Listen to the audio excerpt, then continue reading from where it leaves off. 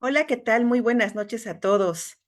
¿Qué tal? ¿Cómo la están pasando en estas tardes lluviosas prácticamente en toda la República Mexicana? Bienvenidos. A todos ustedes que se están conectando o si nos están viendo de manera grabada, pues también les damos la más cordial bienvenida y siempre para nosotros es un placer poder llegar hasta sus centros de trabajo, sus oficinas, sus hogares, a donde quiera que se encuentren, a todas las universidades. Muchas gracias, bienvenidos. El Centro Internacional de Formación Científica y Profesional, la Asociación Mexicana de Educación en Enfermería, la Asociación Mexicana de Práctica Avanzada, el Colegio Mexicano de Producción y Difusión Científica en Salud, todos en comunión les damos la más cordial bienvenida. Gracias a todos los que se están conectando de los diferentes puntos de nuestro país y también de América Latina. El día de hoy, miércoles 28 de agosto, estamos muy complacidos porque tenemos un tema que ustedes nos han solicitado, un tema que hemos tenido la fortuna de poder vincularnos y hacer un trabajo colaborativo con colegas expertos en estos temas. Y saben que agosto ha sido mes de temas clínicos. El día de hoy está con nosotros el doctor Axel Jesús Zúñiga, que nos acompaña para podernos hablar de los nuevos estándares de práctica para la terapia de infusión. Bienvenido, Axel. Buenas noches. Muchas gracias por estar con nosotros. Hola, buenas tardes, noches ya. Muchas gracias por la invitación. Muchas gracias a todas las personas que nos acompañan desde el centro y desde el interior de la República, así como también desde Latinoamérica. Para mí es un gusto encontrarme en este foro y aprovechar la oportunidad para tener un contacto directo con ustedes y generar un enlace de manera próxima, siempre buscando la innovación de enfermería y elevar la práctica clínica en terapia de infusión con el objetivo de elevar en ese sentido la calidad de la atención y que impacte de mejor manera en el contacto directo con nuestros pacientes. Muchísimas gracias por su asistencia y permanencia en esta capacitación. Bienvenidos. Gracias, Axel. Pues me gustaría presentarte muy brevemente tu amplia trayectoria académica, laboral, porque sabemos que todos ustedes se preparan de manera continua, siempre perseverantes, buscando la calidad y siempre el poder ofrecer pues las mejores recomendaciones. Entonces, para nosotros es un placer el tenerte con estas recomendaciones porque sabemos que la terapia de infusión pues está en todos lados con fines de tratamiento, con fines de alimentación parenteral, medicamentos, hemocomponentes, etcétera. Entonces es importante que estas recomendaciones las tengamos ya que pues qué enfermera no hace terapia de infusión, ¿no? Entonces prácticamente está en todos los niveles de atención, principalmente segundo, tercero, pero bueno, pues ya no quito más tiempo, brevemente presento tu semblanza. El doctor Axel Jesús Zúñiga Iñiguez es médico cirujano y partero de la UDG. Es licenciado en enfermería también. Actualmente él es especialista clínico vascular por parte de Solventum. Y bueno, él se ha preparado mucho en este tema que le apasiona. Él tiene un diplomado en especialización e innovación e intervenciones en terapia de infusión y accesos vasculares. Es líder en terapia de infusión, líder clínico en heridas y servicios médicos de salud. Es miembro activo de la AMTI, pues tendría que serlo, obviamente, ahí fungen activamente. Y también tiene, pues bueno, ¿qué decirlo? Amplia experiencia en el manejo de accesos vasculares, tanto de neonatos, de niños, de adultos en estado crítico y en situaciones de hemodiálisis. Pues bueno, sin más preámbulo, el escenario es tuyo, Axel. Muchísimas gracias y aquí estamos tras bambalinas, el maestro Silvino y yo. Muchísimas gracias. Bueno, en esta oportunidad vamos a ver el tema relacionado con el nuevo estándar relacionado con la práctica de terapia de infusión de la Sociedad de Enfermeras en Terapia de Infusión de Estados Unidos, INS 2024. Dicho sea de paso, declaro mi conflicto de interés. Mi nombre es Axel Jesús Zúñiga Íñiguez. Yo soy enfermero general, pero también estudié la carrera como médico cirujano y partero. Y hoy por hoy trabajo para la empresa Solventum como especialista clínico para el portafolio de IB Site Management. Con todo gusto pueden escanear el código QR que ven a través de sus dispositivos electrónicos y tener un contacto directo conmigo para cualquier situación en cuanto a producto o alguna necesidad de capacitación que tengan en sus unidades. Estamos para servirles y cuenten con el enlace directo a través de cualquier persona de la empresa para justamente atender cualquier situación que se llegara a presentar. Bueno, es de vital importancia mencionarles que lo que se conocía anteriormente como 3M Cuidado de la Salud, el día 1 de abril en este año sufrió un spin-off, ahora nos llamamos Solventum, con el objetivo de darles una mejor atención. Somos ahora una empresa especializada en innovación y experiencia comprobada en nuestro futuro con dispositivos médicos. 3M sigue existiendo, pero del lado de la industria. Ahora Solventum pone a las personas en el corazón de nuestro trabajo todos los días y resolvemos lo importante, colocando en todo momento a los individuos y a las personas en el foco de nuestro trabajo. Y tenemos mucho por lo cual estar orgullosos de Solventum. Nuestra misión es facilitar un cuidado de salud para que cada vez sea mejor, más inteligente y más seguro, con el objetivo siempre de impactar de manera positiva a nuestros pacientes y salvar y mejorar las vidas. How do you feel today? Are you ready? This was designed uniquely for you. Patient reports joint stiffness with movement. Let's take a listen. De este lado de Solventum quedaron soluciones médicas que ustedes conocen. En accesos vasculares, las tapas de desinfección pasiva Curos, Tegaderm IV Advance, Tegaderm CHG, la terapia de presión negativa, las cintas para la estabilización y fijación de apósitos, las soluciones dentales como cementos, amalgamas, prótesis, soluciones para esterilización tales como indicadores biológicos, cintas, autoclaves, entre otras marcas que ustedes conocen e identifican fácilmente en el mercado. Todo con el objetivo ahora de generar una mayor atención y que, pues bueno, impactemos de una manera más directa con ustedes como profesionales de la salud.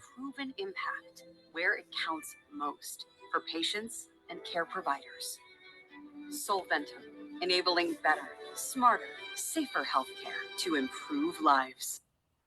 A simple vista, Solventum es una empresa que tiene más de 70 años de historia. Hoy por hoy tenemos en el mercado más de 7,300 patentes emitidas y laborando aproximadamente más de 22,000 empleados.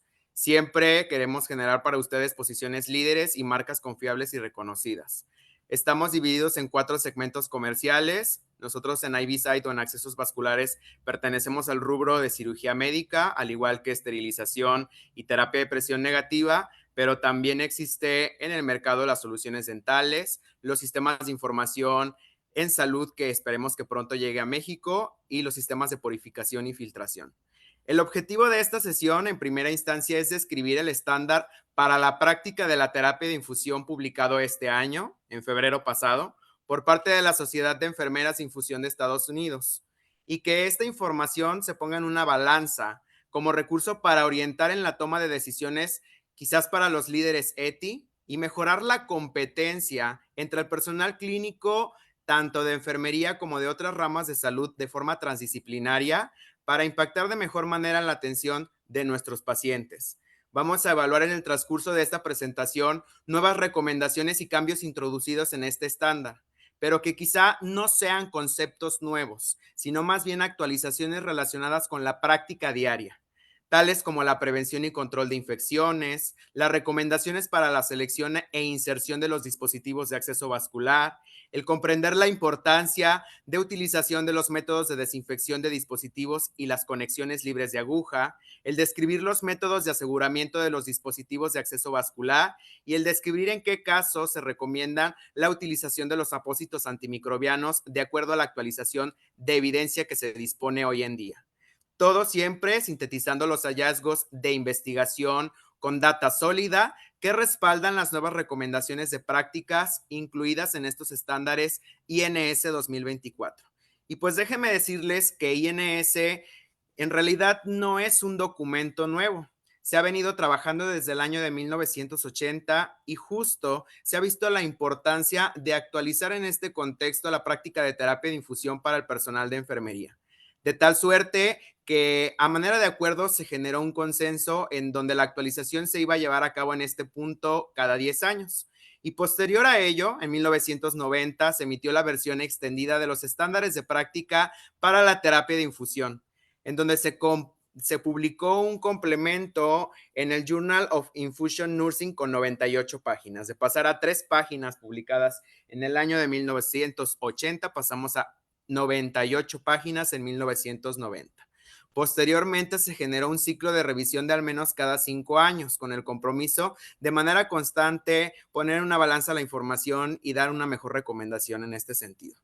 Y no fue hasta el año 2006 cuando se hizo un ciclo de revisión cada 5 años y se transicionó hasta el año 2021 a realizarlo cada 3 años. De tal suerte que hoy por hoy, en 2024, en febrero pasado, se emitió la 9ª edición, que incluye 285 páginas y que fue revisada por un amplio panel de expertos. Afortunadamente, al consultar estas 285 páginas, vamos a encontrar contenidas más de 2.500 referencias citadas, y son referencias a nivel internacional. Afortunadamente, existen hoy por hoy 144 revisores que emitieron este consenso. Y, pues bueno, 28 de ellos se encuentran fuera de Estados Unidos y aproximadamente 3 personas en Latinoamérica, lo que justo la información que nosotros vemos contenida en este documento puede llegar a impactar en nuestra práctica en México. ¿Cómo se organiza la información en este estándar de INS 2024? Se encuentra dividida en 66 estándares a través de 9 secciones, y los 3 nuevos estándares que fueron publicados recientemente son los relacionados al desvío de la medicación en la terapia de infusión, a la administración de los vasopresores en el estándar 64 y el estándar 66, que habla sobre la terapia de infusión domiciliaria o en el hogar. La clasificación de evidencia se divide a través de niveles, en donde el nivel 1 es el nivel de evidencia más fuerte, dada una data sólida o científica un poco más fiable o recomendable. Y el nivel de evidencia 5 es un nivel de evidencia débil. Sin embargo, por debajo de este también existen el nivel de evidencia de anatomía, fisiología y fisiopatología, que a final de cuentas son condiciones clínicas que no cambian a manera de que evoluciona la transición y la tecnología en terapia de infusión, así como también consensos de comité, que son revisiones de evidencia de acuerdo a discusiones y acuerdos que se toman de manera interna según la experiencia y la práctica clínica que tienen los revisores. De tal suerte que si existe evidencia insuficiente o se cataloga como de baja calidad, se tiene que sacar una conclusión para que sea publicado un consenso o una recomendación per se. De manera práctica, vamos a revisar estándares relacionados en este sentido a terapia de infusión con prevención y control de infecciones, la selección e inserción de los dispositivos de acceso vascular, el manejo de la tecnología de los dispositivos de acceso vascular y las posibles complicaciones que pueden llegar a presentar, todo siempre con el objetivo de prevenir las infecciones y complicaciones. En relación a la desinfección de puertos y conectores, la preparación adecuada de la piel de nuestro paciente previo a la inserción, durante el mantenimiento y el retiro del dispositivo, la utilización de los apósitos de tecnología avanzada o apósitos antimicrobianos en este caso para el aseguramiento y fijación de los dispositivos, así como también condiciones especiales que debe de tener la piel de nuestro paciente, siempre tomando en cuenta factores como la edad, las condiciones y la enfermedad de base previas. El manejo de los tubos y los circuitos intravenosos en este sentido también resulta un poco controversial entre el personal transdisciplinario de salud y más en el ámbito de enfermería. En este caso, ¿qué es un estándar y qué es una recomendación para la práctica? El estándar es la expectativa, es lo que todos soñamos y lo que todos queremos que suceda en nuestros hospitales. Son prácticas aplicables a la terapia de infusión en todos los entornos, pero no siempre citan fuentes o incluyen referencias. Quizás sea ese sueño que nosotros queremos que en algún momento suceda en nuestras instituciones. Y la recomendación para la práctica en este sentido es cómo lograr que ese estándar se cumpla. Es ofrecer una orientación específica sobre cómo implementar lo contenido en el estándar, pero que debe de ser evaluado con solidez de evidencia y que refleja las recomendaciones actuales basadas en práctica demostrable, y que esta práctica sea replicable día con día. con todo el personal de salud que tenemos contacto y en cada una de las unidades en las cuales se está empleando la práctica de terapia de infusión. En este sentido, en la sección 3 nos habla sobre la prevención y control de infecciones. Y a lo mejor para ustedes resultará aburrido hablar cada vez que alguien o un evaluador externo acuda a nuestros hospitales sobre higiene de manos. Pero déjenme decirles que para INS 2024, con un nivel de evidencia 1 en el estándar 17.1, la higiene de manos es importante para mitigar la transferencia de microorganismos realizando la higiene de manos de la siguiente manera. Y si revisamos en sentido estricto la información que nos brinda INS, vemos que de manera nacional cumplimos con nuestro programa de higiene de manos y los 5 momentos que siempre se hacen las promociones en las campañas de salud internas en los hospitales. INS nos dice, debes de lavarte las manos antes de tener contacto directo con el paciente, después de tener contacto directo con el paciente, después de la exposición a fluidos corporales, antes de tocar el entorno del paciente, antes, durante y según sea necesario y después de procedimientos clínicos que requieran la técnica séptica de no tocar, la tan famosa técnica ANTT, por sus siglas en inglés, que quiere decir evitar tocar puntos críticos en donde los microorganismos puedan inocular ese dispositivo y albergarse en el torrente sanguíneo. Llámese sitio de inserción, puerto de conexión, cono, obturador, lumen, cualquier situación o punto crítico en donde nosotros veamos comprometida la integridad o la disrupción de ese dispositivo para el ingreso de microorganismos que puedan ocasionar la infección. Antes y después de comer, después de usar el baño, antes de moverse a una zona corporal sucia a una limpia en el mismo paciente. Y en este sentido, no está justificado colocarse la barrera máxima de manera simple, creyendo que no debemos de utilizar la higiene de manos como medida primordial. Siempre debemos de anteponer el lavado de manos posterior a la colocación de las medidas de barrera máxima. Como recomendación para la práctica, en este sentido, atendiendo al estándar de higiene de manos, INS nos recomienda realizarlo de 2 maneras. Número 1, con un antiséptico para mano a base de alcohol, preferentemente que tenga una concentración de etanol al 60% o que sea alcohol isopropílico al 70%, con un nivel de evidencia 1. Ojo, salvo que las manos se encuentren visiblemente sucias o haya presencia de materia orgánica, debemos de realizar nuestra higiene de manos con agua y jabón. Y al menos debe de durar la higiene con solución alcohólica 15 segundos o de acuerdo a las recomendaciones del fabricante del antiséptico. Y utilizar el gluconato de clorhexidina siempre con precaución para la higiene de manos rutinaria.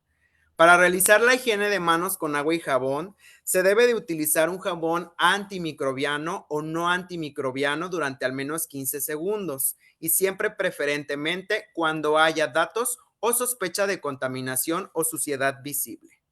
El estándar número 5 nos habla, la sección número 5, perdón, nos habla sobre la selección e inserción de dispositivos de acceso vascular. Y en este sentido también es importante resaltar condiciones base que deben de tomar en cuenta previo a la instalación del dispositivo de acceso vascular. Mucho ojo, y siempre el estándar nacional lo resalta. Y en este sentido hacemos un clic con lo que INS nos dice en el año 2024. Con un nivel de evidencia 1, se nos recomienda retirar el excedente de vello en el sitio de inserción. ¿Con qué? Si es necesario para facilitar la aplicación del apósito sobre el dispositivo de acceso vascular, preferentemente utilizar tijeras estériles, ojo, por paciente, por procedimiento y por servicio. Son de un solo uso y no para utilizarse durante toda la jornada de trabajo. O bien, utilizar recortadoras quirúrgicas de vello con cabezal descartable y nunca, bajo ninguna circunstancia, rasurar. Con un aditamento cotidiano, llámese rastrillo convencional, navaja u hoja de bisturí, ya que esto puede ocasionar microtraumatismos no visibles y a la hora de colocar el apósito transparente que es oclusivo, podemos aumentar el riesgo de infección o de complicaciones como foliculitis. Para preparar la piel, lo nuevo o lo más recomendado en este caso es utilizar una solución de gluconato de clorhexidina con base alcohólica que contenga un mínimo de concentración de 2% de gluconato de clorhexidina y que con un nivel de evidencia 1, es el antiséptico preferido para realizar la asepsia. Sin embargo, hoy en día también tenemos antisépticos en combinación con otra presentación, tales como los yodóforos, por ejemplo, la yodopovidona, con base alcohólica al 70%. Pero si existe alguna contraindicación para utilizarlo, podemos utilizar también el gluconato de clorhexidina. Esto en pacientes adultos. Considerar el uso de clorhexidina acuosa si existe alguna contraindicación para la clorhexidina alcohólica. Y en este caso, atendiendo la recomendación nacional, si nosotros en nuestros hospitales o nuestras unidades de trabajo manejamos pacientes pediátricos o pacientes neonatos, recordemos que el uso del gluconato de clorhexidina en una concentración mayor al 0.5% está contraindicada en este tipo de pacientes, así como también la yodopovidona. Si tiene este paciente neonato un peso menor a 1,500 o una edad gestacional menor a 32 semanas, la asepsia o la preparación de la piel del sitio en donde se va a incidir y colocar el dispositivo de acceso vascular deberá de realizarse preferentemente con solución estéril o con solución de cloruro de sodio al 0.9 estéril. Hay que utilizar siempre o promover la utilización de soluciones antisépticas monodosis, estéril, por paciente y que contengan en este sentido las instrucciones presentes del fabricante para determinar la aplicación adecuada del producto y siempre permitir que el producto seque completamente, atendiendo lo que nos dice la piel. En este caso, no limpiar, no abanicar y no soplar sobre la piel y siempre adherirse a la técnica aséptica de no tocar mientras se realiza la asepsia. En el caso de las complicaciones del dispositivo de acceso vascular, debemos de trasladar poco a poco en sentido estricto en la práctica clínica diaria del personal de enfermería un nuevo concepto que hace alusión al daño asociado por los adhesivos de uso sanitario si existe presencia de un dispositivo de acceso vascular. Y en este caso, las tan famosas MARSI, que son lesiones en la piel denominadas como eritemas o anormalidades cutáneas que incluyen la aparición, pero que no se limitan a vesículas, flictenas, erosión, desgarros en la piel y que siguen siendo visibles posterior a 30 minutos o más después del retiro del adhesivo. Ahora debemos de trasladarlo a un concepto denominado CASI, que es la anomalía que se presenta en este sentido, pero que sí o sí debe de haber un dispositivo de acceso vascular para poderlo nombrar de esta manera. Y en este caso casi se asocia también con un aumento de la incomodidad del paciente, por ejemplo, cuando existe presencia de dolor o prurito, genera mayor costo, retraso en el tratamiento y la posibilidad de retiro o reemplazo del dispositivo de acceso vascular. Y no incluye condiciones cutáneas de otras fuentes, por ejemplo, eczema, trastornos autoinmunes o eventos adversos asociados a la administración de la terapia de infusión. Y poco a poco, en la práctica debemos de trasladar el concepto de MARSI a CASI si existe de por medio un dispositivo de acceso vascular. Sin embargo, el concepto MARSI se seguirá utilizando en el estándar solo si se menciona específicamente con este nombre en la referencia que se encuentre revisando per se. Para prevenir el daño a la piel asociado a estos adhesivos de uso sanitario, un nivel de evidencia 2 nos recomienda aplicar una barrera cutánea libre de alcohol que sea compatible con la solución antiséptica, con el objetivo de generar una barrera que proporcione una protección física para resguardar la epidermis de potenciales irritantes y siempre permitir que ésta seque completamente. Generalmente las películas protectoras cutáneas secan en un tiempo estimado de 15 a 30 segundos y se debe de respetar al menos 1 centímetro de distancia del sitio de inserción previo a la colocación del apósito. Y más si vamos a colocar apósitos antimicrobianos para la estabilización de los dispositivos de acceso vascular. En la sección 6 se nos habla sobre el manejo de los dispositivos y el aseguramiento del dispositivo de acceso vascular. Y en este caso, INS nos extiende 4 estrategias clave en el estándar 36 para el aseguramiento y estabilización de los dispositivos. La primera opción es el dispositivo de aseguramiento adhesivo, lo que se conoce comúnmente como plataforma de adhesión, que es un dispositivo de respaldo que se adhiere a la piel para mantener el catéter en su lugar y se aplica un apósito generalmente encima. Estas estrategias, como la plataforma adhesiva, el sistema de aseguramiento subcutáneo y el adhesivo tisular, se recomiendan utilizar en conjunto con un dispositivo de aseguramiento integrado. Y per se, esta estrategia es un dispositivo que combina un apósito con funciones de tecnología avanzada para el aseguramiento y fijación del dispositivo. El sistema de anclaje subcutáneo es un dispositivo que ancla el catéter en su lugar a través de pies o postecillos que son flexibles, insertados por debajo de la piel, y que además requieren un apósito de aseguramiento por separado para generar una mayor fijación y estabilización. Y el dispositivo o adhesivo tisular, este sí es un pegamento grado quirúrgico de cianoacrilato que puede sellar el sitio de inserción y unir de manera temporal el catéter sobre la piel desde el punto de inserción y por debajo del cono del catéter. Y pues bueno, para el aseguramiento, la práctica y la evidencia es clara. Se debe de utilizar alguna de estas 4 estrategias para generar este aseguramiento del dispositivo y adicional a ello colocar un apósito para generar un mejor cumplimiento y evitar el riesgo de movilización y complicación. Recuerden siempre entonces que un aseguramiento inadecuado puede ocasionar un desplazamiento involuntario del catéter y complicaciones que posteriormente nos vayan a llevar a un retiro prematuro del dispositivo.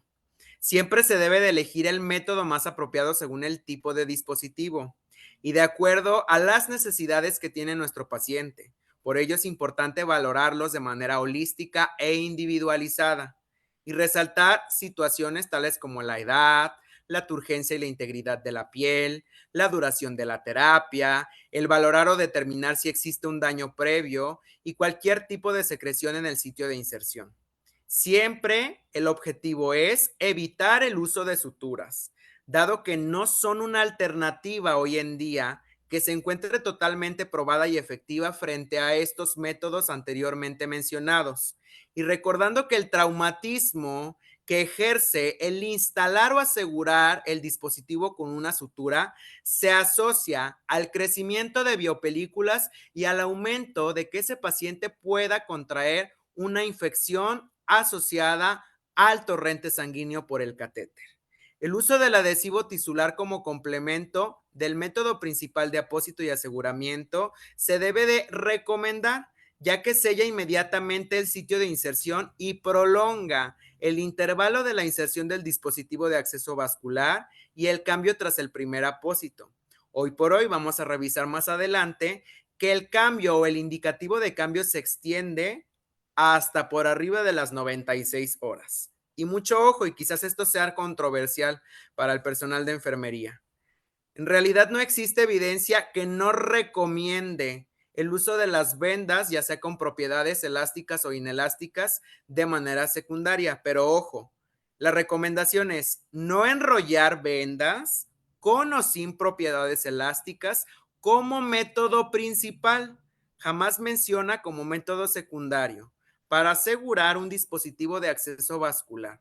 El objetivo aquí es que si utilizamos vendas para asegurar el dispositivo, la línea o el set de infusión de forma secundaria, permitamos que exista visibilidad en el sitio de inserción y que la valoración sea de manera continua, de acuerdo al protocolo institucional para vigilar posibles complicaciones asociadas al manejo de la terapia de infusión y de este dispositivo. Para asegurar los dispositivos venosos periféricos cortos, se debe de evaluar el uso de opciones de aseguramiento tales como el adhesivo tisular más el apósito de aseguramiento avanzado o el dispositivo de aseguramiento integrado. Para el catéter línea media, la recomendación es utilizar un método de aseguramiento adicional al apósito primario o un dispositivo de aseguramiento integrado. Para el catéter central de inserción periférica, el catéter PIC, se recomienda utilizar cualquiera de las 4 estrategias anteriormente mencionadas, pero siempre como alternativa a las suturas. Ojo, el objetivo aquí es evitar las suturas en este tipo de dispositivo de acceso vascular. Y para el catéter arterial se debe de considerar utilizar estrategias de aseguramiento innovador, tales como el adhesivo tisular o el apósito con hendidura amplia, con borde de espuma y ventana transparente, adicional al apósito primario para reducir la tasa de fallos y complicaciones. Siempre la recomendación es utilizar un apósito estéril, combinado o integrado con un dispositivo de aseguramiento en todos los dispositivos de acceso vascular central y periféricos, todo con el objetivo de proteger el sitio de inserción, proporcionar una barrera antimicrobiana y promover la salud de la piel. Esto siempre deberá de vigilarse y deberá de estar presente en el estadio post-inserción del dispositivo de acceso vascular, de acuerdo al protocolo institucional. La sección 7 nos habla sobre las complicaciones de acceso vascular y en específico tema relacionado con la infección asociada o relacionada al dispositivo. Y en este caso quizás nosotros tengamos en claro el concepto de CLABSI, PLABSI y CRBSI, pero hoy por hoy en el estándar 47 INS 2024 nos menciona que debemos de utilizar el término CAPSI al determinar cualquier infección del torrente sanguíneo asociada a catéter, llámese dispositivo central o dispositivo periférico.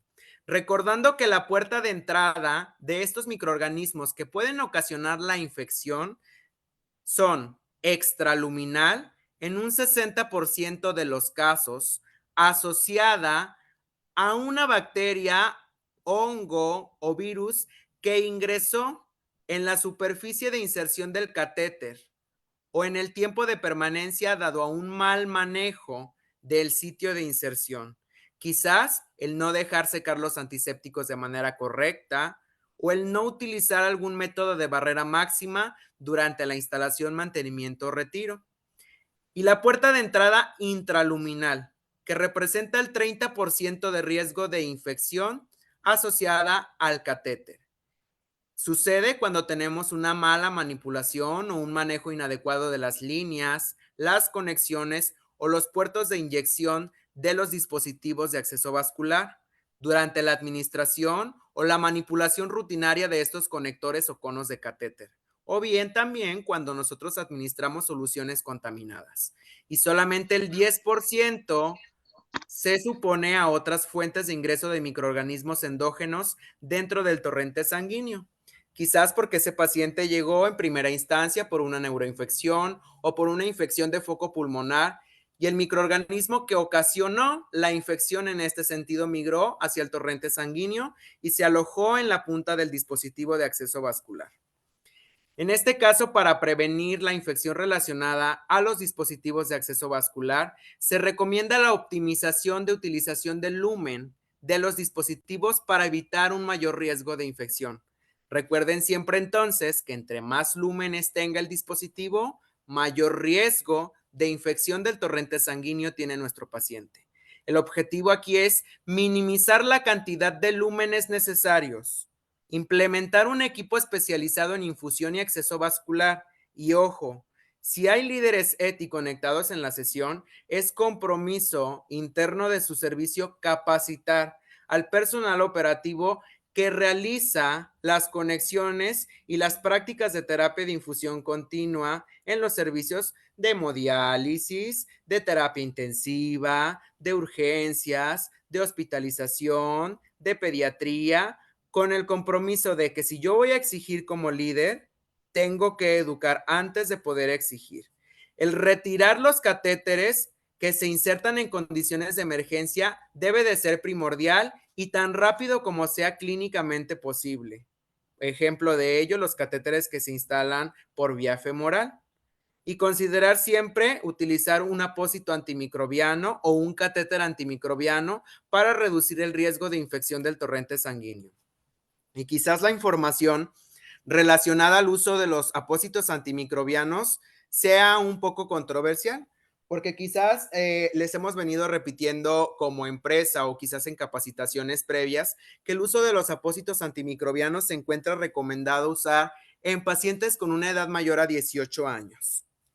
Lo hacemos porque nosotros no realizamos estudios de manera directa con este tipo de pacientes menores de edad por cuestión de ética. Sin embargo, estudios recientes y previos a este, publicados por CDC en el año 2017, han demostrado que se pueden utilizar con total seguridad los apósitos impregnados con gluconato de clorhexidina al 2% en pacientes mayores a 2 meses e inclusive pacientes que tengan diagnóstico oncohematológico, siempre con el objetivo de prevenir las infecciones y pues bueno, hay contraindicaciones en específico, la sensibilidad o la alergia al gluconato de clorhexidina, incluyendo pacientes que tengan un diagnóstico previo a ello.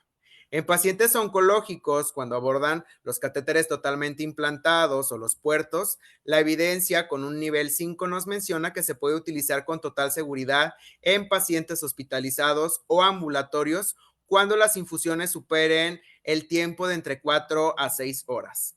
En pacientes de hemodiálisis se ha observado también una reducción importante relacionada con las infecciones al catéter, tanto en pacientes hospitalizados como pacientes ambulatorios, con la adición de un solo apósito de gluconato de clorhexidina.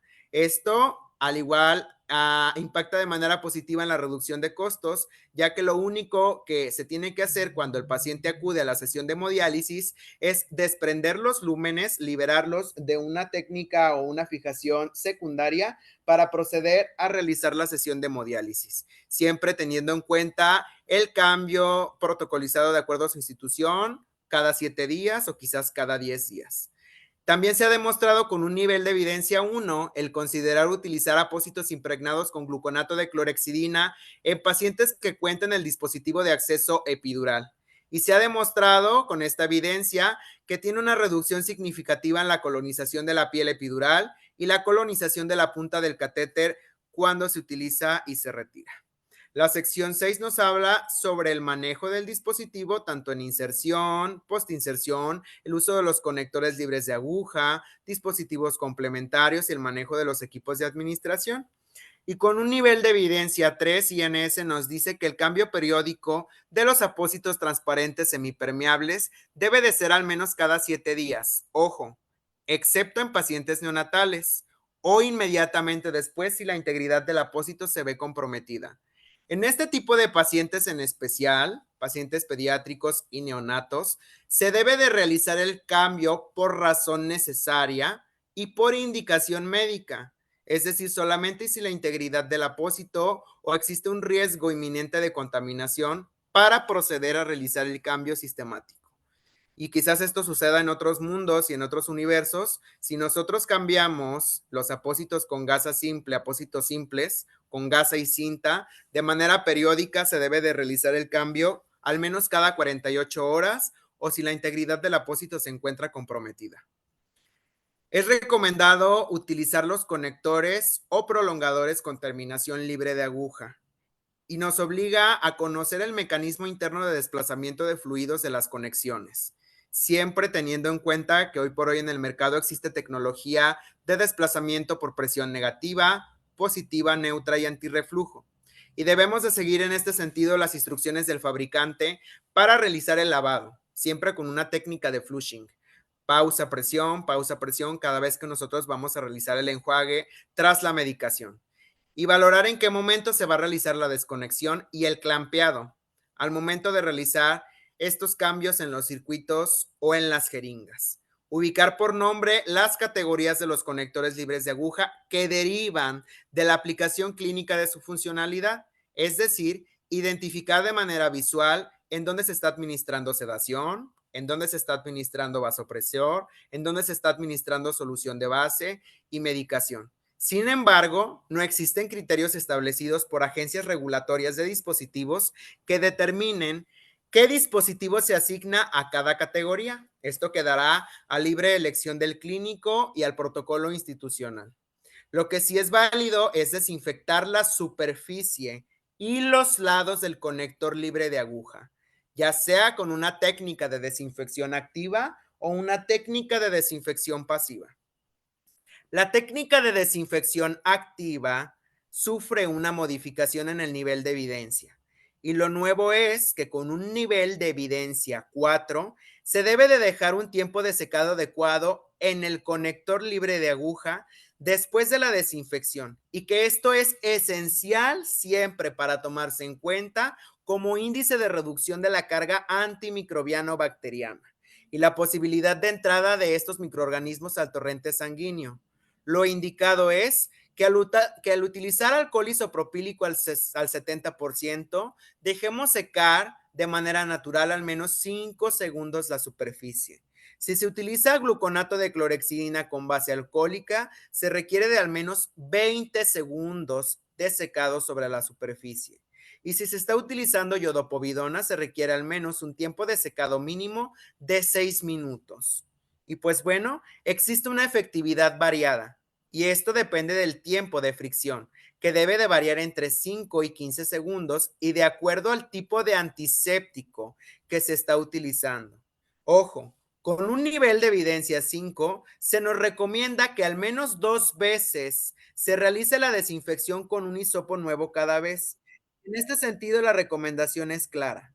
Se debe de utilizar una toallita o un hisopo con antiséptico presentación estéril y monodosis, uno para limpiar el puerto de inyección o conexión del centro a la periferia, desecharlo, tomar uno nuevo y realizar la desinfección activa vigorosa de arriba hacia abajo en la periferia, siempre con un hisopo toallita nuevo cada vez. Si nosotros optamos por utilizar la desinfección pasiva, se debe de considerar hacer siempre aplicando un tapón con cobertura que contenga un agente desinfectante recomendado, llámese alcohol isopropílico, alcohol yodado o gluconato de clorhexidina. Existe un alto grado de cumplimiento frente a la desinfección activa. Y este tipo de desinfección tiene una reducción de tasa importante de infección asociada a la línea central. Y respectivo a un estudio realizado por CDC, SHEA e ITSA, existe una retrospectiva en cuanto a la reducción de costo asociada a la atención médica y a los daños evitados mediante la utilización de estas tapas desinfectantes. Los estudios que comparan los métodos de desinfección activa y pasiva, ¿ok? Muestran que ambos son procesos efectivos, pero ojo, si los realizamos de manera correcta.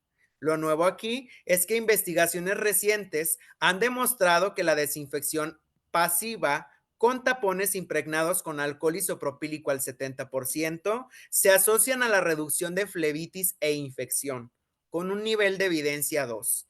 Y que en comparación con la desinfección activa, la desinfección pasiva se ha asociado a una mayor tasa de cumplimiento por parte del profesional de salud, principalmente debido a la naturaleza de permanencia continua del dispositivo. Sin embargo, otros estudios mencionan que no hay evidencia entre la desinfección pasiva con tapones y la desinfección activa con hisopos. Se necesitan más investigaciones para determinar si esto tiene una alta calidad. Sin embargo, pues bueno, existe, pues ahora sí que una comparación muy importante en utilizar esta herramienta costo efectiva que reduce tiempo, costos y previene la infección, frente a quizás utilizar la desinfección activa que se tiene que realizar con 2 elementos, ya sea con 2 hisopos o con 2 toallitas y que pues bueno, genera un mayor tiempo y un desapego a esta buena práctica clínica. En este caso, el desinfectar el conector libre de aguja previo al acceso siempre se debe de privilegiar si hay presencia de contaminación o sospecha de infección en la parte clave para proteger la vía intraluminar. Y siempre manipular estos dispositivos con nuestra técnica séptica de no tocar. Para los dispositivos complementarios, cuando se utilicen llaves de 3 vías o llaves de paso múltiple, siempre se debe de conectar un obturador libre de aguja integrado en el lugar donde se reemplace o donde se coloque este sistema de inyección o equipo de set de infusión, con el objetivo de salvaguardar el sistema cerrado. Hoy por hoy, desde el año 2011, CDC realizó un estudio en donde se demostró que el utilizar este tipo de llaves de paso múltiple de 4 o de 3 vías no garantiza que se tenga un circuito cerrado dado a la alta tasa de fuga y migración de la solución contenida en el circuito. y que pues bueno, utilizar este tipo de circuitos de inyección cerrado con conexión libre de aguja reduce el riesgo de infección y asegura un lavado en flushing adecuado antes y después del uso. Y que pues bueno, siempre debemos de desinfectar el cono del dispositivo, ya sea con desinfección activa o pasiva.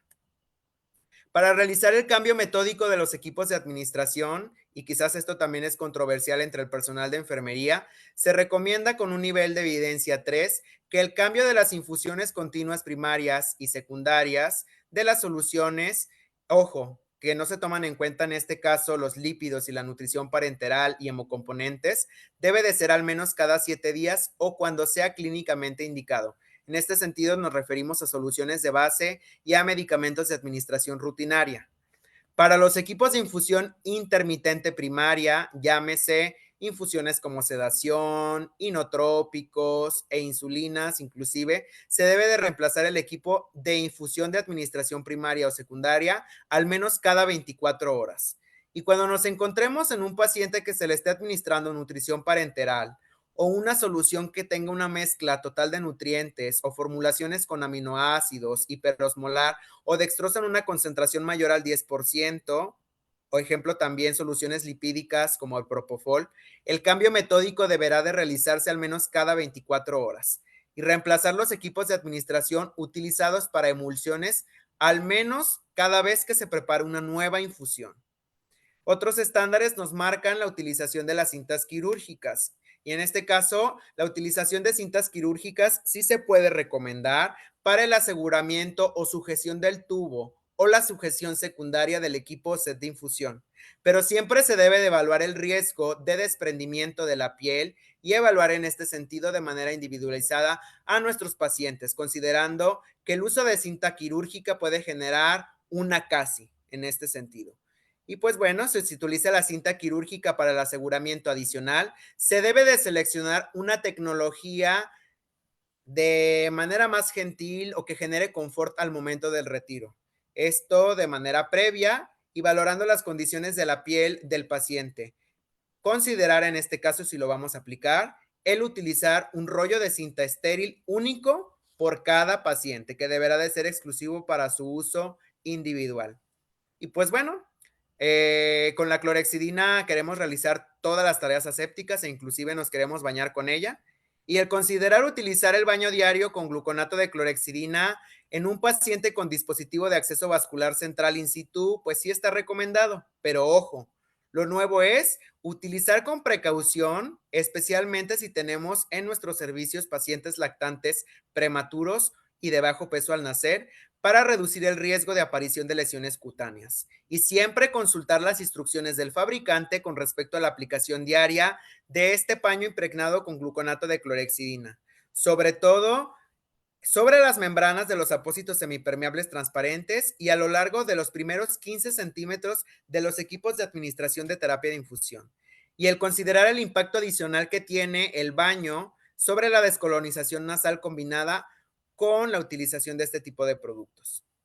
Para finalizar, hoy por hoy Solventum les trae una amplia gama de productos relacionadas con la práctica clínica basada en evidencia contenida en este estándar. Para la higiene de manos disponemos para ustedes el utilizar antisépticos para manos base alcohólica que contenga al menos 60% de etanol o 70% de alcohol isopropílico. Y pues bueno, se está trabajando para que regrese esta solución que teníamos a su alcance. Para el recorte de vello tenemos Clipper, nuestra recortadora quirúrgica de vello con cabezal descartable, con el objetivo de que realicemos el retiro o el excedente de vello o cabello cada vez que nosotros preparemos la piel de un paciente nuevo con un cabezal nuevo y que tengamos esta máquina sumergible y disponible en una solución desinfectante de alto nivel para que se pueda utilizar de manera continua en los pacientes del servicio. Para la antisepsia de la piel también se está trabajando en la solución que disponíamos. Para la protección de la piel, déjenme decirles que está de regreso Cavilon en presentación hisopo, toallita y spray. Ojo, en dispositivos de acceso vascular se manejan siempre presentaciones estériles para antisépticos y películas protectoras cutáneas. Y en este caso, el indicado para usarse en dispositivos de acceso vascular es Cavilon en toallita o en hisopo. Para los apósitos antimicrobianos y dispositivos de aseguramiento avanzado, tenemos para ustedes Tegadem CHG, nuestro apósito impregnado con gluconato de clorhexidina al 2% y Tegaderm IV Advance en las 4 presentaciones que conocen. Para la desinfección de puertos y conectores, tenemos Curos, tapas de desinfección pasiva, impregnadas con alcohol isopropílico al 70% en 4 presentaciones disponibles. Y pues bueno, en cuanto a producto, es importante especificarles a ustedes que Tegadem CHG genera una barrera antimicrobiana de amplio espectro y que tiene una eficacia hasta contra 37 cepas bacterianas, incluidos microorganismos multidrogo resistentes, tales como Pseudomonas aeruginosa, Cándida, Escherichia coli y Staphylococcus. Es un apósito transparente antimicrobiano que también tiene características de estabilización avanzada. Tiene un corte profundo y ampliado con precorte con el objetivo de estabilizar los lúmenes del dispositivo de acceso vascular. Tiene una barrera estéril resistente al agua que protege de contaminantes externos, llámese virus, bacterias y hongos. Tiene un patrón adhesivo en forma de esferas que permite el intercambio de humedad con el exterior y el interior. Tiene un borde reforzado con tela suave no tejida que permite justo que este dispositivo de acceso vascular se estabilice de mejor manera y que sea una adhesión firme. Y que aunado a ello tiene la almohadilla de gluconato de clorhexidina, que además de ser antimicrobiana, tiene capacidad absorbente. Puede absorber hasta 3 veces su peso en sangre y hasta 8 veces su peso en solución salina. La almohadilla de gluconato de clorhexidina está compuesta además de este antiséptico por agua y polímeros. Se ha estimado que reduce hasta en un 60% las infecciones por puerta de entrada extraluminal, permite la visibilidad del sitio, genera un aseguramiento avanzado y tiene una aplicación consistente. La evidencia es clara, podemos inclusive ver reducido la tasa de infección hasta en un 60% y ahorrar de manera temporal por año hasta por un 98.5% de probabilidad de hasta 77,000 euros por cada 1,000 pacientes atendidos. Y la reducción sostenida de CRBCI a lo largo de 11 años es significativa, pues vemos que por cada 1,010 catéter inclusive se pueden reducir hasta el 60% de infecciones.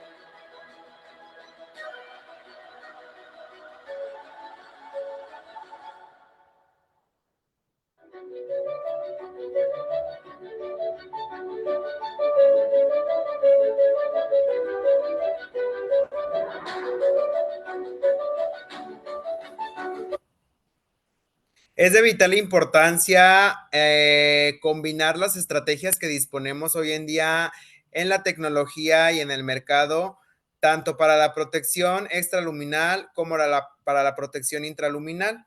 Y para la protección intraluminal, hoy por hoy Solventum dispone a ustedes las tapas de desinfección pasiva con alcohol isopropílico al 70%.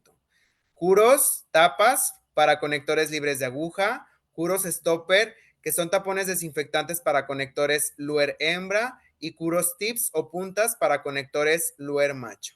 Una vez instalados, si no se desconectan, protegen hasta por 7 días. Si se mantienen en un lugar, son de fácil acceso, tienen un indicador visual para que exista un cumplimiento en el protocolo y pues bueno, en tan solo 1 minuto desinfectan por completo la superficie del puerto de conector o inyección. Minimizan el riesgo, ya lo veíamos anteriormente, tienen una desinfección consistente, ahorra el tiempo tras realizar la medicación y la conexión de los equipos y las jeringas, aunado a la barrera del antiséptico, también generan una barrera física, tiene estudios clínicos de soporte y es muy importante, reducen hasta un 99% la proliferación de microorganismos asociados a CLABSI, tales como Escherichia coli, Pseudomonas y albicans, que son multidrogoresistentes. Y pues bueno, existen tasas demostradas de hasta un 41% menos de reducción de CLABSI asociada al utilizar tapones antisépticos y ahorra costos netos que oscilan por año en dólares americanos entre 39,050 y 3,268,990 dólares mexicanos por cada paciente y por cada año. El cumplimiento del protocolo aumenta si se utilizan estas tapas de desinfección pasiva entre el 27 al 80% durante periodo de evaluación. Y pues bueno, en este estudio realizado por Cameron vemos que en un 100% del personal encuestado se prefiere la utilización de tapones desinfectantes tras la desinfección activa y el 92% de los pacientes dieron una buena retroalimentación. La reducción estimada si se utiliza esta estrategia de prevención de infección por puerta de entrada intraluminal garantiza la reducción de la hospitalización hasta por 68 días y garantiza un ahorro anual estimado que varía entre los $282,000 hasta los $2 millones americanos. Este video usted Vamos a aprenderá revisar cómo cómo usar se utilizan. puros tapón desinfectante para conectores libres de aguja. Diseñado para usarse únicamente en conectores libres de aguja, este tapón desinfecta gracias a la acción del alcohol isopropílico al 70% presente en la espuma. Curos tapón desinfectante para conectores libres de aguja está disponible en presentación individual o en tiras de 10 unidades. La tira posee un orificio en cada extremo para que pueda adaptarlas y evitar desperdicios. Para usar el tapón, desprende el sello de aluminio. Para fijar el tapón a un conector libre de aguja, empuje y enrosque en sentido de las agujas del reloj hasta que esté en su lugar. Este tapón desinfecta el conector libre de aguja en 1 minuto. Estos tapones protegen hasta por 7 días si no son removidos. Para el acceso a la línea, simplemente remueve el tapón y deséchelo. Siempre y cuando el tapón haya estado en su lugar por 1 minuto o más, no hay necesidad de realizar desinfección activa. Siempre sigue el protocolo de seguridad de su institución para accesos secuenciales cuando use los tapones desinfectantes de Curos. Cada tapón puede usarse una sola vez. Reemplácelo con un tapón nuevo tras cada acceso a la línea. Si el conector libre de aguja está visiblemente sucio, se necesita limpiar con un desinfectante apropiado antes de volver a aplicar un tapón. No use un tapón si el sello está roto, rasgado, perforado o si la espuma parece estar seca. Este tapón verde es solamente para conectores libres de aguja. No se use con conectores Luer hembra, tales como llaves de 3 vías o puertos para catéter. Para mantener la integridad de la tira, no la doble, no se la cuelgue ni la coloque en su bolsillo. Esto ayudará a prevenir contaminación cruzada que podría resultar cuando usted se mueve de un ambiente a otro. Los tapones de Curos son de uso único. Nunca reutilice un tapón Curos. Después de quitarlo, el tapón se debe desechar y reemplazar con uno nuevo. Gracias por su tiempo.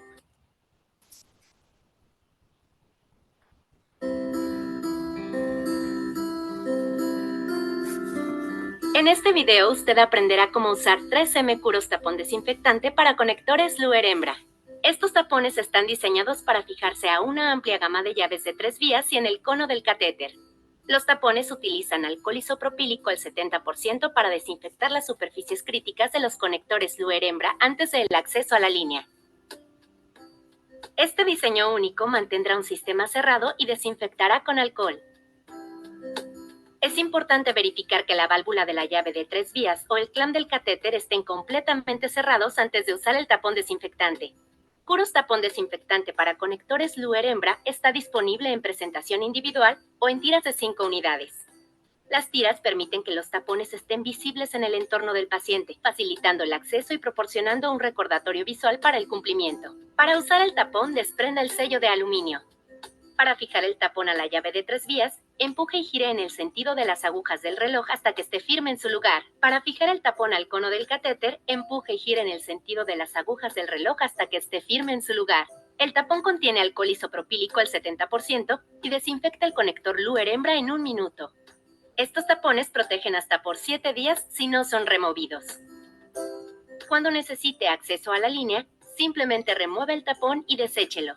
Siempre y cuando el tapón haya estado en su lugar por 1 minuto o más, no hay necesidad de realizar desinfección activa. Siempre siga el protocolo de seguridad de su institución para accesos secuenciales cuando use los tapones desinfectantes Curos.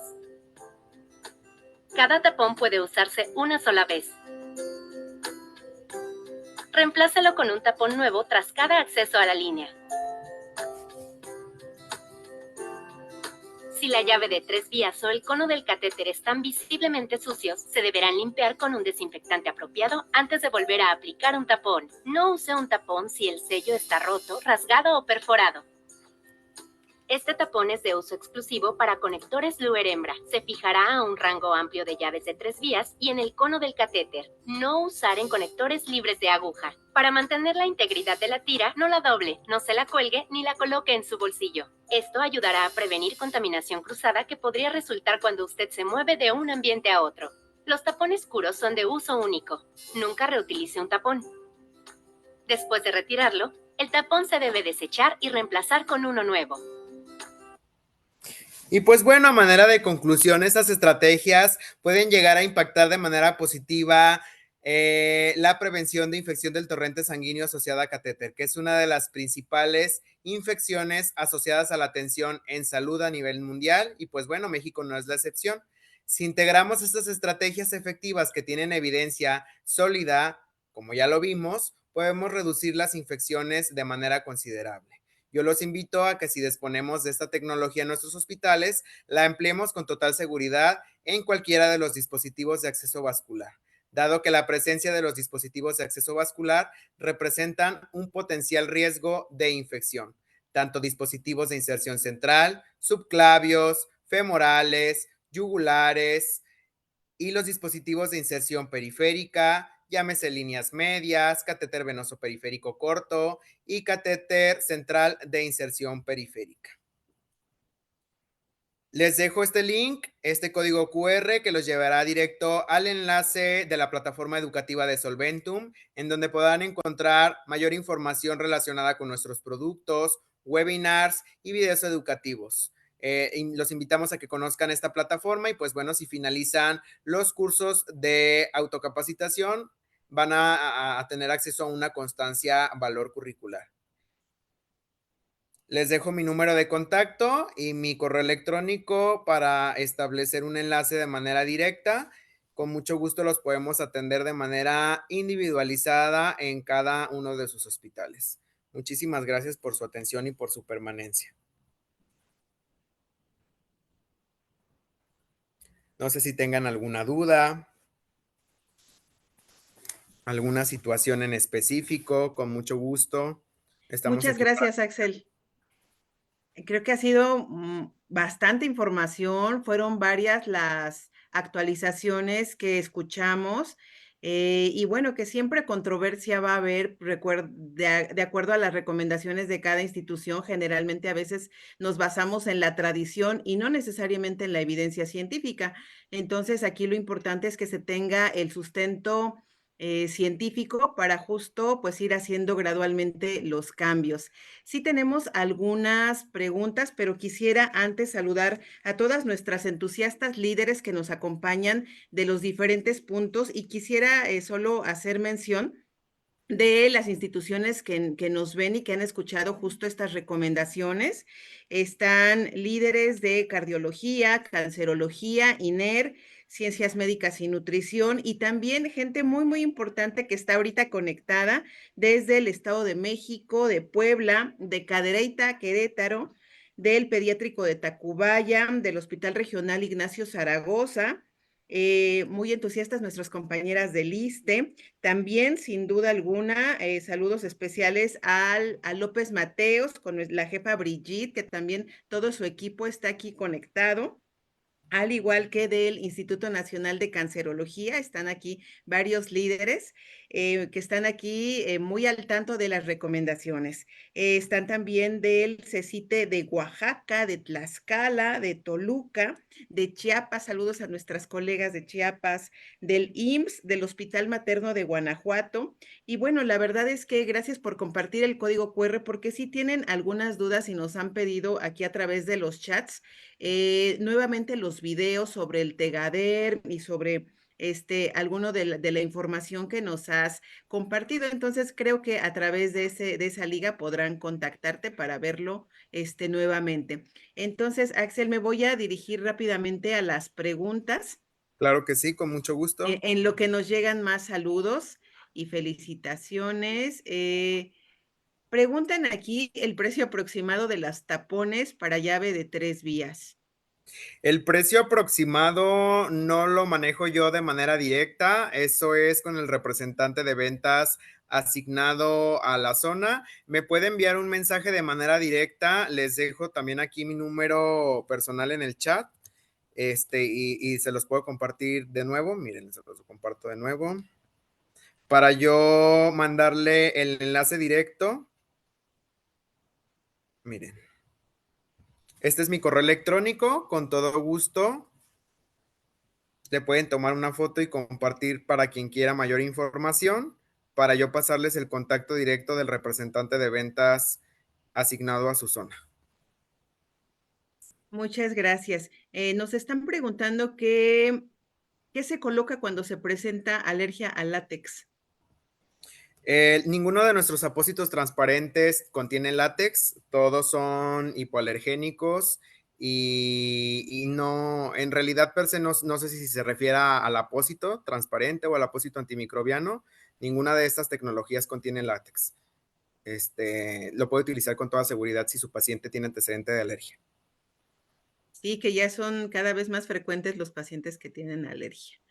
También preguntan que dónde podemos encontrar la referencia sobre el uso del cloruro de sodio para realizar curación en neonatos.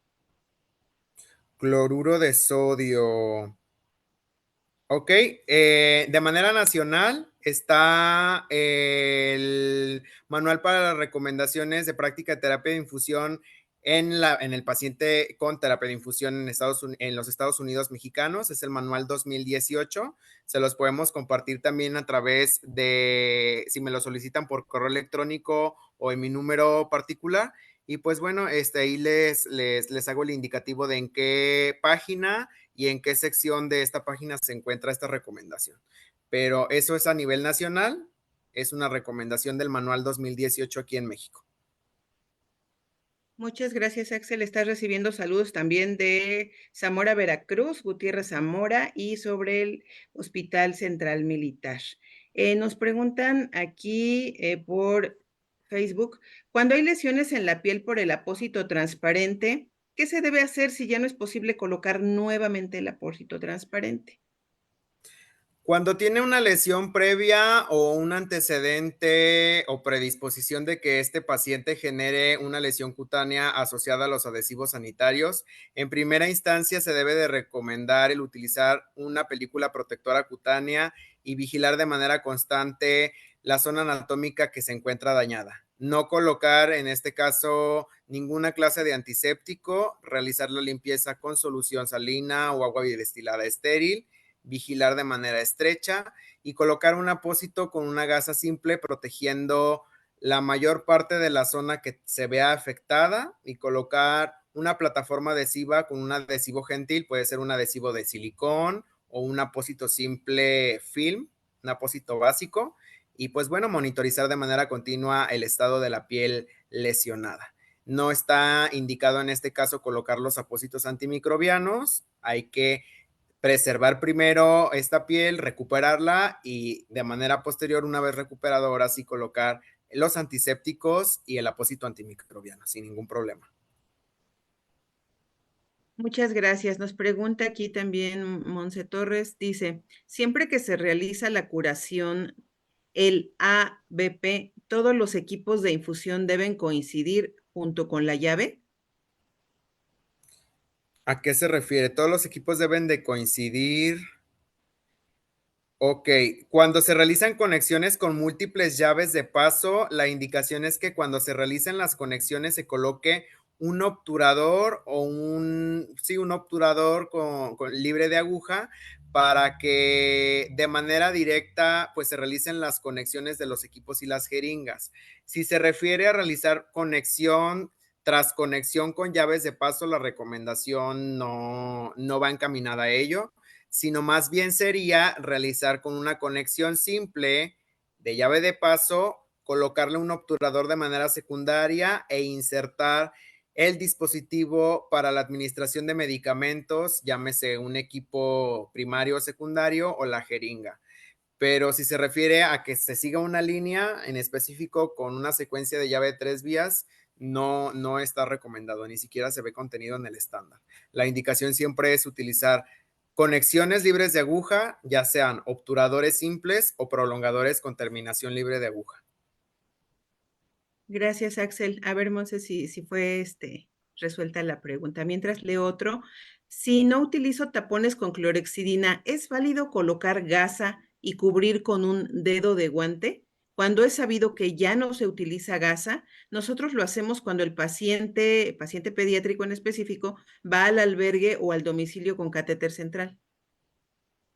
Ok, no existe evidencia de esta práctica. La recomendación es muy clara, es utilizar desinfección pasiva o desinfección activa previo al abordaje de las conexiones. Siempre la barrera mecánica en este sentido hace alusión a la utilización de apósitos, en este sentido, per se en el sitio de inserción y en este caso las gasas para los puertos de inyección o los conectores no tienen evidencia ni en el estándar internacional ni en el estándar nacional, solamente las tapas de desinfección pasiva. Gracias. Tenemos varias preguntas. Vamos a tratar Adelante, de sin problema. sintetizar. Dice aquí, yo estuve varios años en Estados Unidos y conocí cerca de 8 tapones de diferentes colores. Recuerdo alguno para catéter central con heparina. ¿Ustedes también tienen estos? ¿Hay tapones para recién nacidos o son de un tamaño estándar? No, nosotros no tenemos tapones, y de hecho, hoy por hoy en día en el mercado aquí en México, yo jamás he visto en ninguna marca tapones impregnados con heparina. Los tapones que nosotros tenemos son estándar para las conexiones universales, para las conexiones Luer hembra, Luer macho y para las conexiones libres de aguja. Se pueden utilizar de manera indistinta estos dispositivos en cualquier tipo de pacientes. Las tapas van en alusión al tipo de conector que tiene el inyector, si ya sea Luer hembra, macho o terminación libre de aguja. Muchas gracias. También nos dicen aquí respecto al catéter subcutáneo, dicen, en mi unidad nos dicen que el apósito se debe cambiar cada 15 días después del primer día de colocación y que no se debe cambiar por ningún motivo aunque tenga sangrado. ¿Esto es correcto? Ok, se utilizan apósitos antimicrobianos, el estándar nacional e internacional, ya lo veíamos, marca un cambio sistemático de dicha tecnología cada 7 días. Sin embargo, hoy por hoy Solventum tiene estudios in vitro que han demostrado que la actividad antimicrobiana se extiende hasta por 10 días. Esto será a decisión y criterio del clínico realizar el cambio metódico sistemático de acuerdo a protocolo institucional. Pero si hace referencia al estándar, es claro. Cambio metódico cada 7 días. Por razón necesaria, ojo, es el apósito transparente simple para la estabilización avanzada en pacientes neonatos. Es la única connotación importante de acuerdo a la edad del paciente. Solamente en pacientes neonatos por razón necesaria. Pero si se refiere al apósito con gluconato de clorexidina, la temporalidad de cambio es cada 7 días. Pero si quiere hacer referencia a los estudios in vitro que hoy por hoy tenemos como empresa, se puede apegar a un cambio sistemático de hasta cada 10 días, no más. Ya será decisión del clínico si se prolongue en un tiempo posterior a ello. Muchas gracias, Axel. hay una pregunta que está como varias veces. Dice, cuando haces curación de catéter venoso central corto, se tienen que cambiar todos los equipos de infusión, aunque no hayan cumplido las 72 horas.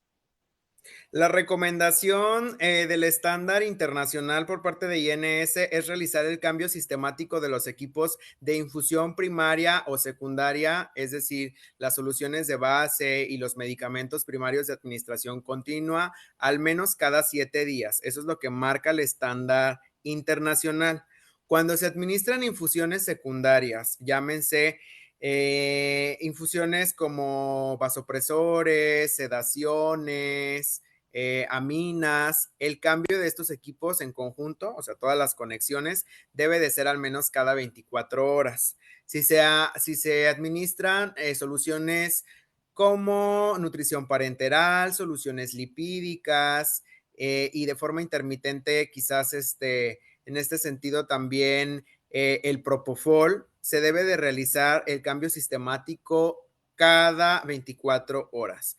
Y si se administran emulsiones lipídicas tales como albúmina o hiperosmolares, quizás también cada preparación o cada vez que se prepare la medicación, si es intermitente. Pero si se refiere al estándar nacional, nos marca en el manual 2018 que el cambio metódico debe de ser cada 96 horas. Y hoy por hoy los equipos y los circuitos en las recomendaciones 2020 no manejan un límite, en este caso, en comparación previo a lo que nos recomienda el manual 2018. Solamente hace alusión al retiro clínicamente indicado y al cambio continuo del apósito transparente cada 7 días. No hace alusión al cambio metódico de los circuitos de inyección. Muchas gracias, ya se había mencionado, pero nos vuelven a preguntar, ¿cuando se realiza cambio de equipos, se cambian también las llaves? Sí, si se realiza alguna desconexión de la línea de infusión, que en realidad debemos de prevenir en este caso que se realicen las desconexiones innecesarias, se debe de proceder al cambio inmediato de todo el circuito. Gracias. Dos preguntitas más, Axel, para ya no robarte mucho tiempo. Sí, no se Dice preocupe. aquí, ¿qué es mejor, apósito con clorexidina o apósito con plata en catéter para prevenir infecciones?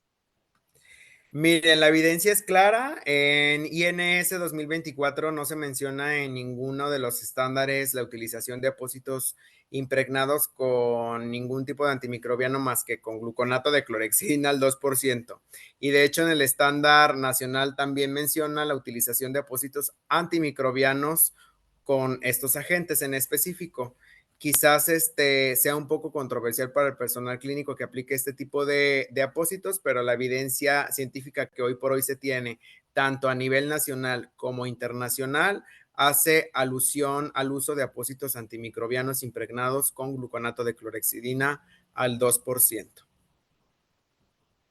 Muchas gracias. Algo que ocurre de manera muy frecuente y sobre todo en estos pacientes que tienen agitación psicomotriz, o no necesariamente, ¿no? Pero nos hablan aquí del catéter yugular. Es común que se despegue.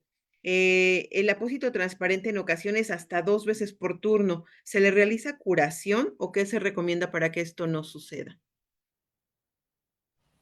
Para que esto no suceda y evitemos el desprendimiento en cualquier tipo de dispositivo de acceso vascular, hay que emplear las técnicas correctas de aplicación de los antisépticos, el dejarlo secar de manera correcta, número 1, de acuerdo al tiempo indicado que nos indique el fabricante.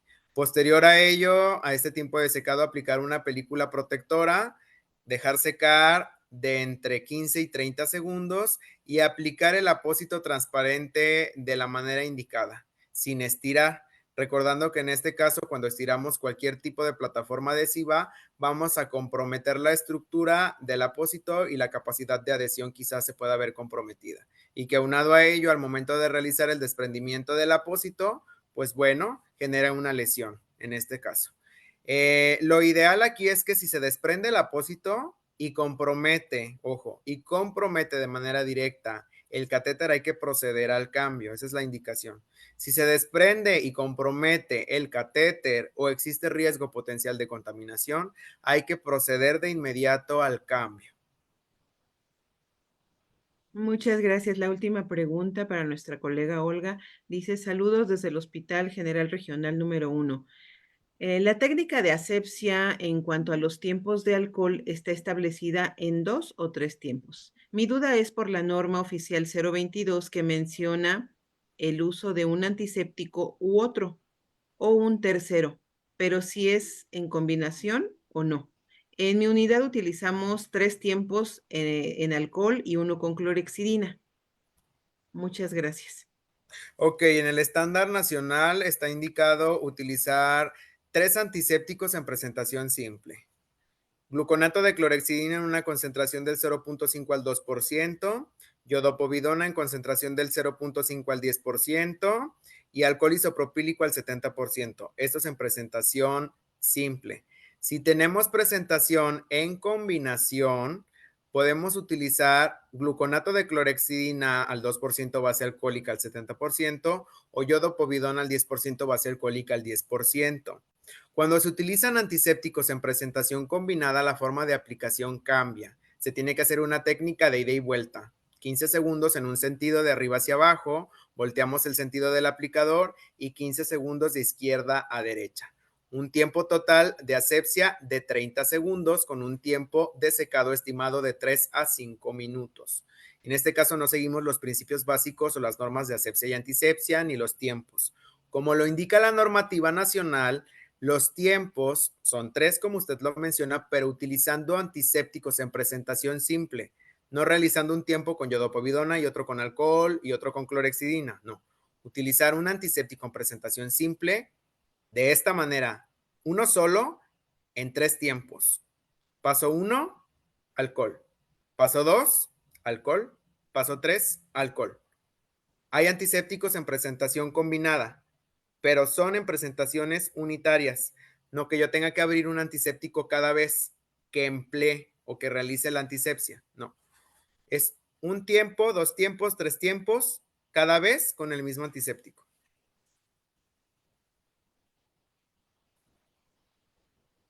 Muchas gracias. Axel, la verdad es que nos has aclarado muchas dudas y saludo a nuestras últimas colegas.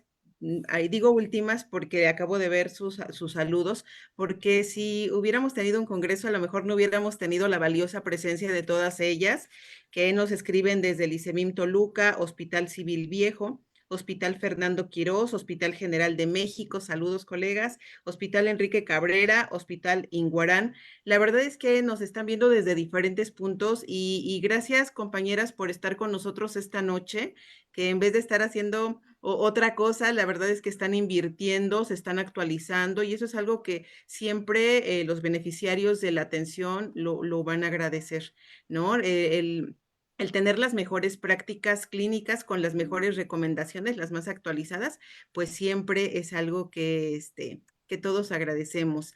Axel, voy a compartir tu constancia que me voy a permitir leer en representación de mis compañeros y me voy a permitir leerla y dice así. La Asociación Mexicana de Educación en Enfermería, vinculada al Centro Internacional de Formación Científica y Profesional, la La Asociación Mexicana de Práctica Avanzada y el Colegio Mexicano de Producción y Difusión Científica en Salud otorgan la presente constancia como ponente al doctor Axel Jesús Zúñiga Íñiguez en la sesión titulada Conociendo nuevos estándares de práctica en la terapia de infusión, basándonos en las últimas recomendaciones 2024, transmitida de forma virtual el día 28 de agosto del 2024, con una duración aproximada de 2 horas. Axel, muchísimas gracias. Te despedimos con un aplauso virtual, con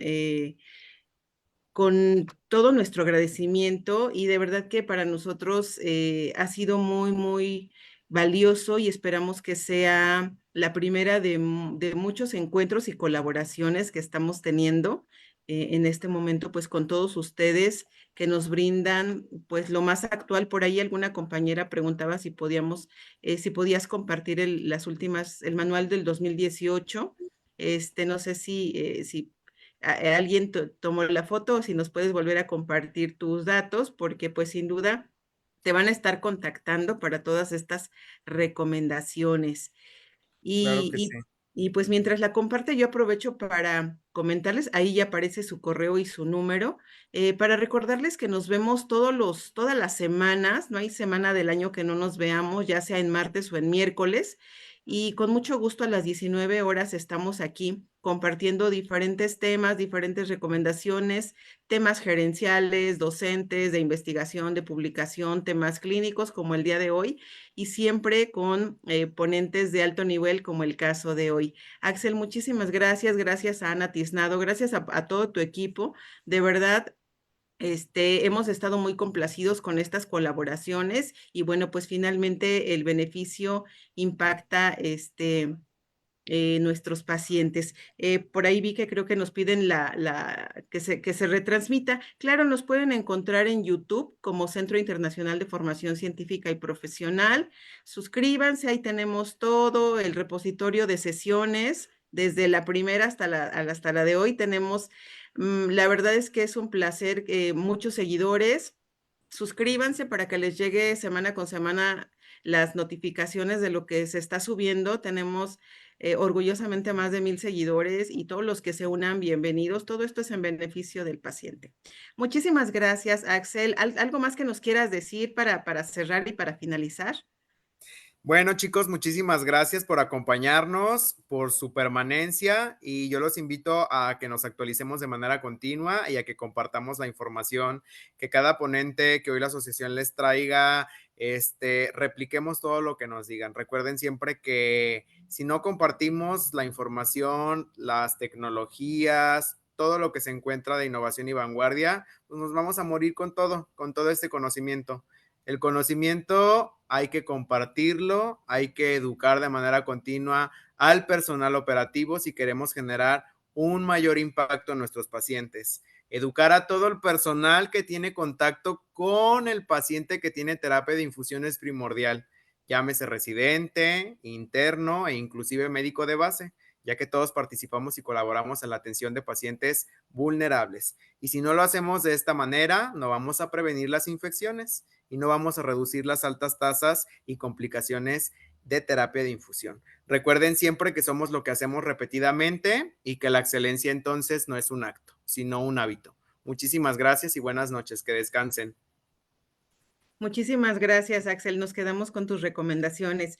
Gracias, gracias a todos. Buenas noches, descansen y nos vemos la próxima semana.